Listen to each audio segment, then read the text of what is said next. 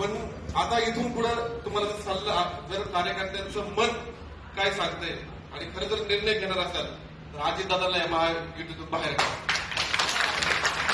अन्याय केला त्यांनी सुभाष बापूंवर, अन्याय केला राहुल दादांवर, अन्याय केला योगेश अण्णांवर. अरे मंत्री झाली असती तिघे लोक आपली, महामंडळ मिळालं असतं अनेक लोकांना. अजितदादा येऊन आमचे आबासाहेब सोनवणे शामगावडे डिप्युटीचा निधी मागायला गेले आणि अजितदादा म्हणले तुमचा काय संबंध आहे, आम्ही 10% निधी देणार. अरे नको आपल्याला सत्ता ही पुढची विधानसभेची, पण अजितदादा असेल तर पाहिजे का सत्ता आपल्याला पुणे जिल्ह्यातल्या कार्यकर्त्यांना? बापू, पुणे जिल्हा आणि सोलापूरची तीच परिस्थिती आहे. तुम्हाला तर पालकमंत्री काय दुसराच मिळालेला आहे आतापर्यंत. स्वाभिमानी नेतृत्व या पुणे जिल्ह्याला मिळत नाहीये. पुणे जिल्ह्यातल्या लोकांचं हाल झालेलं आहे. ज्या राष्ट्रवादीशी गेल्या 10 वर्षापासून आम्ही विरोध करतोय ती राष्ट्रवादीच्या अजितदादा तुम्ही आमच्या भोकांडे दिलेत आणि अक्षरशः कार्यकर्ते आज भीतीच्या वातावरणामध्ये. कशासाठी घेतलंय?